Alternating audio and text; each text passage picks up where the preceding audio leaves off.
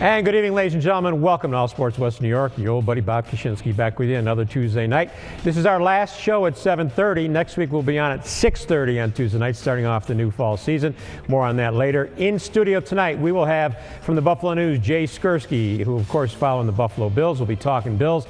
Then a little later on, Booker Ederson. He's a member of the Bills Wall of Fame. We'll be talking football. Also a very special cause that is near and dear to his heart. And a little later on in the show, Dick Beyer sends out an ALS challenge to yours truly. But first, in studio, we have Jay Skurski from the Buffalo News. And Jay, you've been following the Buffalo Bills.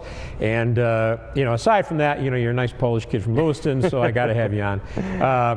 We've been talking before we started the show, and the thing that really has struck me about this Buffalo Bills team is the hopes, the sense of we're going to have a good year was there right up until the Tampa game. They lay an egg against Tampa, and since then, it's really the discussion about this team, even from Doug Marrone, has been a downer. That's what's happened. The air seems to be out of the balloon. Right. Well, you look at that game, the traditional third preseason game. Granted, it was the fourth for the Bills, but that's the dress rehearsal for the regular season. And when the starters come out and get booed off the field at halftime, it's a concern. And I can totally understand where the fans were coming from in that sense. They had seen 3 games up to that point without the offense getting into the end zone. Again, it happens against a Tampa team that is in a similar situation to the Bills were a year ago, rebuilding with a new head coach. That's not a team that should come in and shut you out at home in a big game like that, as big as a preseason game can be. And I think that's why you saw the starters come back and play the next week against Detroit, because Doug Marrone wanted to see he was desperate, I think, to build a little bit of positive momentum with this offense, and it didn't happen against the Lions either. I think they had 21 possessions, not counting the 2 that they did score in the third quarter against Tampa, which came against backups. 21 possessions in preseason with no touchdowns. So absolutely, that's a concern. And I think that's why you've seen some of that optimism sort of, I think, has been replaced with some skepticism now. Now, I understand the strategy, with Marrone and the staff. Don't show much in preseason. I tend to think we're way past that in the NFL. Everybody has video on everybody. You can fool somebody for the first half of the Bears game, and after that, they're all, everybody's caught up. Right. But I understand the mentality. I'm told by a staff member for the Bills who was down on the field at the beginning of that Tampa game, he has never seen a team come out for a preseason game as fired up as the Bucs were that night when they came out. Now, they were 0-2. That seemed to be a must-win preseason game for them. I'm wondering, with this tone-it-down mentality that the Bills have had in preseason, if that maybe came back and bit them in the butt a bit, because these guys did not look like, in any of the games, maybe except the Giants game, like they really came out fired up to show something.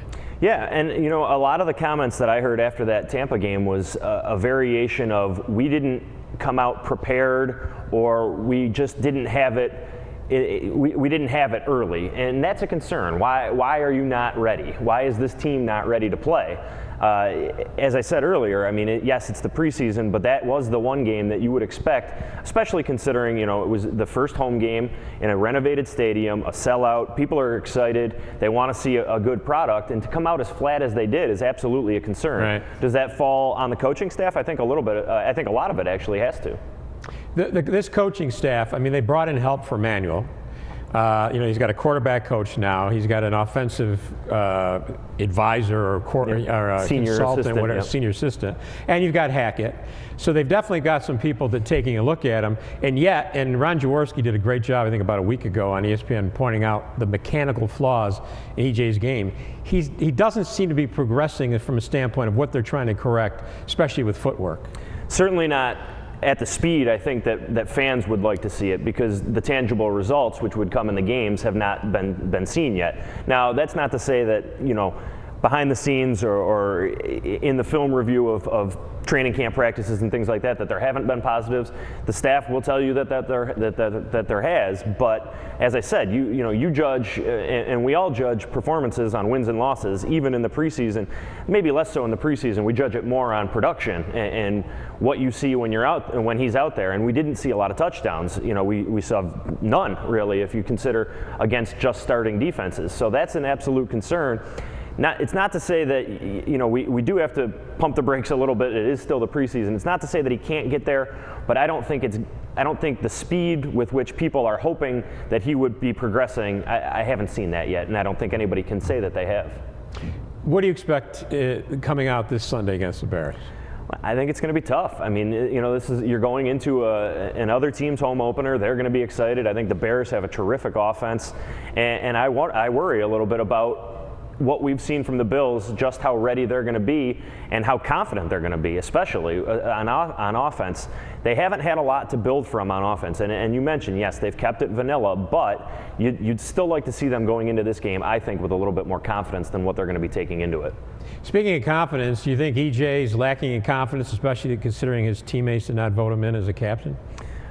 I think privately he would have to admit to that. I think absolutely. Now, that being said, the quarterback position, whether it has the C on the jersey or not, is going to be a leader. So he can still be a leader for this team, whether or not he's got the C. But you're absolutely right that in some way, it's up to an individual person to determine how meaningful they think that is. You know, in talking with EJ Manuel's teammates yesterday, they do not believe that it's a damning thing on Manuel, but certainly by the fact that they didn't vote him in there, I think it has some significance. It depends on how much that is. His play on the field is going to dictate how significant that is. I can understand both sides of the argument, and that's why I'm sort of hesitant to really take a firm stand as to one side or the other. On one hand, yes, he's the quarterback, he's a leader. On the other, he has only played 10 games in this league. If you look at the captains that they did pick, they are all more accomplished players by a lot than EJ Manuel, so I can understand both sides of it.